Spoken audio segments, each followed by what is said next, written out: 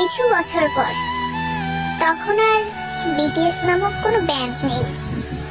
তখন বিটিএস এর 7 জন মেম্বার কারো স্বামী, কারো বাবা নামে পরিচিত।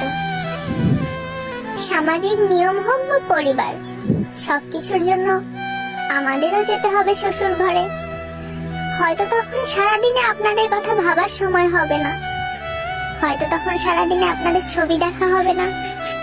সারাদিন হাজারো ব্যস্ততার পরে যখন ক্লান্ত শরীর প্রশান্তি চাইবে, তখন বিছানায় শরীর এলিয়ে দিয়ে বালিশে মাথা দিয়ে আপনাদের কথাই আগে মনে আসবে।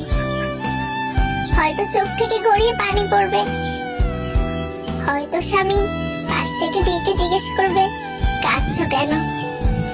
বুকে পাথর রেখে আর মুখে সত্য লুকিয়ে বলতে হবে হয়তো বাবা মায়ের জন্য মন খারাপ করছে।